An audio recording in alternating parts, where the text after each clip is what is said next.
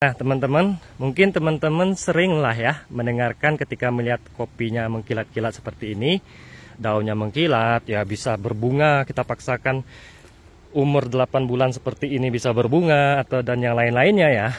Mungkin lihat video saya di TikTok ataupun di YouTube, terus nanyain, "Bang, pupuknya apa?" Nah, kebanyakan orang tuh nanyain, "Bang, pupuknya apa?" Jadi dia itu berharap dengan diberikan pupuk, tanamannya bisa seperti orang lain. Nah, padahal banyak petani itu melakukan inovasi ataupun penelitian secara mandiri, teman-teman. Jadi ada misalnya seperti saya ya, saya ini dulu fokus kajian saya itu di biologi ya, biologi khususnya di morfologi dan anatomi pada tanaman. Nah, jadi saya sedikit banyak memahami tentang morfologi ataupun anatomi dari tanaman yang akan kita teliti. Nah, contohnya tanaman kopi ya, baik Arabica ataupun Robusta. Dan itu juga berlaku untuk tanaman cabai dan sebagiannya. Lalu, Bang, kok bisa ya daunnya bisa mengkilat seperti ini dan segala macam? Sebelumnya saya sudah menjelaskan bahwa saya menggunakan booster ya. Jadi zat yang kami racik sendiri itu kami teliti dari tahun 2022 sampai saat ini. Lalu ketemulah formulasinya yang seperti ini ya, tabungnya. Jadi kami belum ada merek ya, teman-teman. Nah, tabungnya seperti itu. Jadi belum ada merek. Nah, sekarang kita akan jelaskan ya secara detail bagaimana sih tanaman itu bisa tumbuh dengan baik. Nah, dan kita bisa mengetahui pupuk apa yang cocok, penyakit apa yang ada pada tanaman itu. Nah, mungkin videonya sedikit panjang, mudah-mudahan bisa bermanfaat ya. Ayo kita langsung mulai saja. Kita nanti kameranya akan saya arahkan kepada satu tanaman. Kita akan jelaskan satu-satu dari tubuh ya. Jadi kita nggak usah ngomong anatomi, morfologi dan segala macam. Karena ada yang komplain juga nih bahwa, "Bang, itu bahasa Abang terlalu tinggi. Kami ini petani nggak semuanya ngerti yang Abang omongi." Nah, kita akan sederhanakan dengan analogi dan bahasa yang sangat sederhana agar kita bisa belajar dan sharing bersama-sama. Oke, kita mulai ya. Nah, ini adalah tanaman kopi Robusta. Umurnya kalau yang ini, deretan ini ya, ini kecil-kecil. Nah, ada yang mati juga, ini deretannya masih berumur kurang lebih 7 bulan ya, teman-teman. Nah, saya tidak membahas soal booster kali ini. Teman-teman bisa lihat saja di video yang sebelumnya, saya sudah menjelaskan tentang booster dan cara pemakaiannya macam mana. Sekarang kita menjelaskan bagaimana tanaman kopi ini ya, dan ini berlaku untuk semua tanaman. Itu bisa tumbuh. Nah, kalau masalah pupuk nanti kita belakangin dulu. Nah, jadi ya teman-teman, nah ini, nih dilihat ya. Ini titik yang ada di sini ya, yang kecil ini ya. Yang kecil ini disebut sebagai titik tumbuh. Tempat tanaman ini tumbuh. Tanaman ini bisa tumbuh, tanaman kopi bisa tumbuh, tanaman cabai bisa tumbuh, rumput bisa tumbuh karena ada titik tumbuh. Itu yang pertama ya, karena ada titik tumbuh dan tersedianya nutrisi. Nah, oke, sudah paham ya, itu bagian umum dan bagian yang petani mungkin sudah tahu semua. Dan ini kalau di pertanian disebut sebagai titik meristem. Nah, titik meristem. Jadi kalau di video-video saya sering menjelaskan titik meristem, apikal, lateral, sekunder, primer. Nah, ini saya tunjukkan ya, satu saja ini adalah titik meristem. Nah, inilah yang biasanya di booster para petani ya, atau kami booster dan kami siram di sini. Agar apa? Agar merangsang pertumbuhannya atau pembelahan selnya ya. Pembelahan sel itu adalah memperbanyak ya, memperbanyak anakan atau memaksa tanaman ini untuk memproduksi ya, atau memproduksi hormon-hormon tertentu di luar pada pertumbuhan umumnya. Nah, seperti itu. Jadi misalnya gini ya, tanaman satu ini nggak kita booster, nah tanaman yang ini kita booster. Nah, ini pertumbuhan ini akan lebih menggila daripada yang ini. Nah, oke, itu dasarannya saja yang kita jelaskan. Di dalam tubuh tanaman ini ada namanya 3 pilar atau 3 elemen yang paling terpenting ya, yang para petani harus pahami. Jadi yang kita lihat, yang bisa kita lihat ini adalah eksternal ya. Lalu bagiannya internalnya apa? Ada xilem di dalam situ, ada kambium dan juga ada akar. Akar kan nggak bisa kita lihat. Nah, karena dia letaknya di dalam, makanya itu disebut sebagai internal. Nah, ya. Lalu tanaman ini bisa tumbuh ada 3 pilar atau elemen. Apa itu 3 pilar dan elemen tadi? Pertama kali klorofil, yang kedua kali yang keduanya ya. Yang kedua adalah fotosintesis. Lalu yang ketiga adalah stomata. Nah, jadi gini, banyak petani-petani kita yang ngikuti petani Brazil, ketika ada buah di sini ya. Ya, ketika ada buah di sini ya, dia ada buah nih. Lalu pembuahannya belum ngisi nih, belum ada isi ya. Langsunglah dia potong ini atau dia pangkas ini daun. Alasannya apa? Biar nutrisi masuk ke dalam buah. Salah. Sedangkan fotosintesis itu ya paling banyak ya, itu beradanya di daun. Fotosintesis itu akan terjadi apabila adanya klorofil. Klorofil adanya di mana? Ya di daun dan di batang. Kalau kita pangkas itu, maka pengisiannya malah terhambat teman-teman. Yang seharusnya yang kita pangkas adalah tunas air yang tidak berfungsi. Itu yang kita pangkas, yang kita potong. Jangan daunnya dulu, kecuali tanaman kita ya, biji tadi sudah mengisi, ciri-ciri biji kopi sudah mengisi, dia akan jatuh nih. Rantingnya akan jatuh. Silakan saja teman-teman potong ini. Ya, silakan teman-teman potong. Nah, kenapa? Karena di situ ketika buahnya sudah mengisi, maka tidak ada lagi yang namanya kromosom ya. Nah, jadi tidak ada lagi pembelahan kromosom yang terjadi pada buah. Nah, kromosom itu adalah untuk membesarkan buah, membesarkan ranting, membesarkan batang, dan membesarkan bagian tumbuhan-tumbuhan yang lainnya yang ada pada tanaman, baik tanaman kopi, cabai, kentang, rimpang ya, atau tomat dan segala macam. Jadi kromosom itulah yang membesar. Nah, ketika biji itu sudah mengisi, itu tidak ada lagi yang namanya pembelahan kromosom atau memperbanyak kromosom. Nah, kromosom ini adalah berfungsinya untuk pembesaran ya teman-teman. Baik itu batang ya, daun dan segala macam. Nah, lalu apa tahapan dari 3 pilar tadi? Nah, jadi gini. Jika tanaman kita itu tidak tumbuh dengan baik ya, jika tanaman itu tidak tumbuh dengan baik, 3 pilar ini sudah dipastikan terganggu.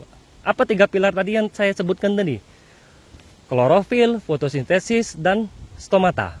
Stomata itu adanya di daun, ya, adanya di daun. Stomata itu dia itu kalau dilihat pakai alat tertentu, mikroskop ya, alat tertentu, itu akan kelihatan dia itu seperti mulut-mulut di sini, ya, kecil-kecil dia di sini ya, ibaratkan pori-pori pada tanaman. Jadi pori-pori jaringan pada tanaman. Fungsi dari stomata tadi apa? Menarik oksigen. Jadi tanaman ini bisa hidup karena ada oksigen. Kalau enggak itu ya, dia ini enggak akan hidup. Nah, lalu teman-teman nanya, Bang, ada saya lihat di YouTube itu namanya kultur jaringan, dimasukkan ke dalam toples lalu ditutup. Itu oksigennya dari mana? Nah, itu ada perlakuan khusus ya teman-teman, dan itu biasanya dilakukan di labor.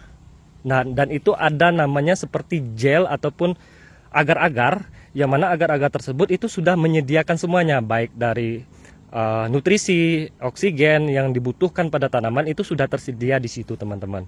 Berbeda dengan kita yang ada di lahan, biasanya kebanyakan seperti itu adalah untuk tanaman hias atau tanaman tertentu ya teman-teman, dan biayanya sangat mahal sekali. Nah, kita kembali lagi kepada 3 pilar tadi. Artinya gini ya teman-teman, Bang, kalau misal, nah jadi gini ya, saya menanya sendiri dan saya jawab sendiri nih. Bang, misalnya nih, klorofilnya ada, stomatanya fotosintesisnya ada, tapi stomatanya terganggu, gimana? Pasti kuning.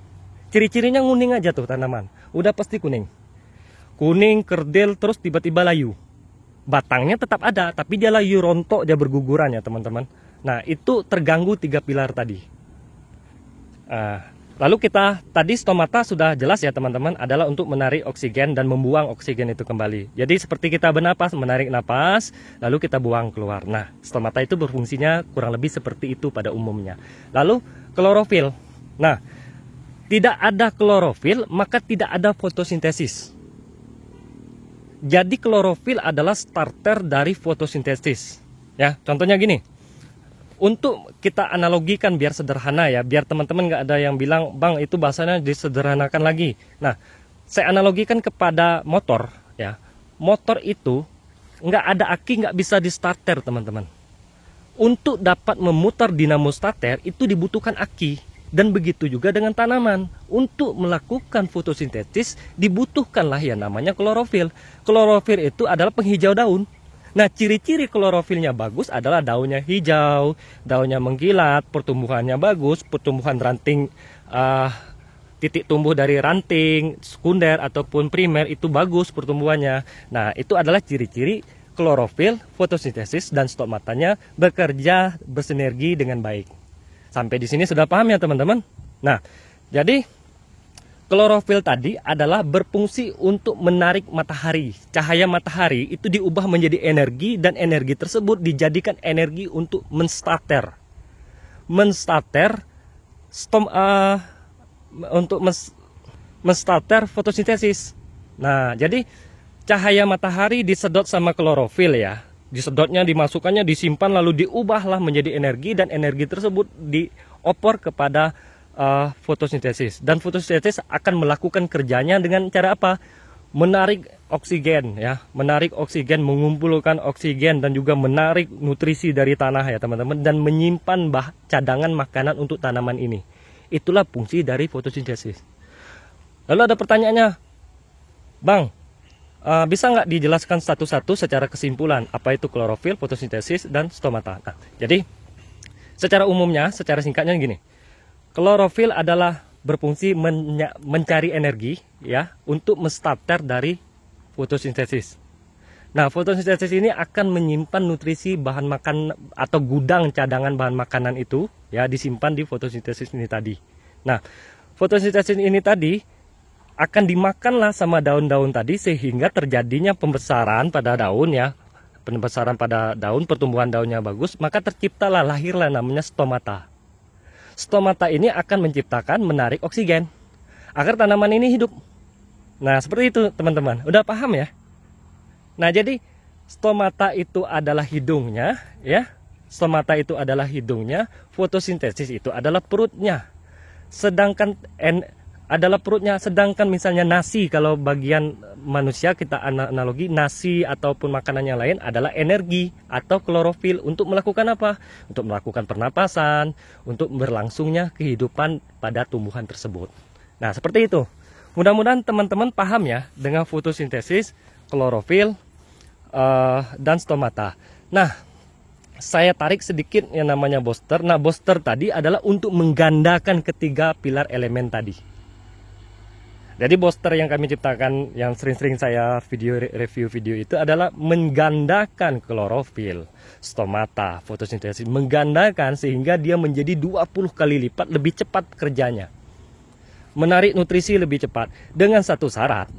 Ya, fotosintesis akan bekerja, klorofil akan bekerja, stomata akan bekerja apabila apa? Tersedianya nutrisi pada tanah. Nah, tersedianya nutrisi pada tanah. Ya. Nah, jadi jangan ditanyain, Bang, itu tanaman saya kok kuning ya, saya kasih nitrogen tetap kuning juga. Pertanyaannya cuma satu, fotosintesis yang tidak bekerja di dalam tiga pilar tadi apa? Fotosintesisnya kah, klorofilnya kah, ataukah stomatanya? Kalau petani sudah memahami tiga pilar tersebut, dia sudah tahu apa yang harus dilakukannya. Kalau dia menguning, misal, Bang, kalau misalnya kuning, kerdil, dan tidak tumbuh, pertama kali pasti yang internalnya terkena tuh. Apa yang internalnya? Akar, dilihat akarnya. Terus sudah kita pupuk, sudah kita kasih dolomit, sudah kita kasih nutrisi, nggak ada juga ngefek. Berarti akarnya bermasalah. Artinya akar serabutnya itu tidak berkembang dengan baik dan tidak berkembang biak dengan bagus, ya, sehingga penyerapan nutrisinya tidak terserap dengan baik dan tidak bisa diangkut oleh akar tunggang. Akar tunggang tahu ya. Jadi ada akar tunggang, ada akar serabut. Jadi akar serabut ini adalah pasukan dari akar tunggang yang diperintah untuk menyedot seluruh nutrisi ke akar tunggangnya, dan akar tunggang akan menyalurkan nutrisi tersebut ke batang, ke daun ya, ke seluruh bagian yang ada di dalam tanaman tersebut. Itu disalurkannya melalui apa? Melalui kambium, melalui xylem, melalui seluruhnya lah. Nah, yang ada di dalam batang tersebut. Sampai di sini sudah paham ya teman-teman? Nah, jadi jangan tanyai pupuknya dulu. Sakitnya apa dulu? Jadi kalau teman-teman sudah pahami tiga pilar tadi, mudah-mudahan insya Allah saya yakin teman-teman bisa tepat ya. Enggak seluruh pupuk teman-teman beli, nanti beli pupuk Ponska, beli pula MPK lagi, terus nonton lagi YouTube yang lain, dibilangnya kalau kuning kasih ini, semprot ini, disemprot lagi. Karena overdosis mati akhirnya. Nah, seperti itu ya teman-teman. Mudah-mudahan teman-teman paham dengan yang saya jelaskan dan tidak ada lagi yang bertanya, Bang itu pupuknya apa? Kalau untuk pembahasan pemupukan mungkin sudah dilihat di channel YouTube saya ataupun juga di TikTok saya, dan namanya juga sama ya, Bulan Farm ya teman-teman. Dan mungkin itu yang bisa saya sampaikan, mudah-mudahan bermanfaat. Dan jika ada pertanyaan ataupun bahasa saya yang kurang dan dalam penyampaian ini, saya mohon maaf. Dan juga saya di sini bukan mengajari tapi hanya berbagi dan sharing pada teman-teman. Kepada yang lain yang lebih memahami boleh sharing-sharing di kolom komentar. Saya akhiri dengan wassalamualaikum warahmatullahi wabarakatuh.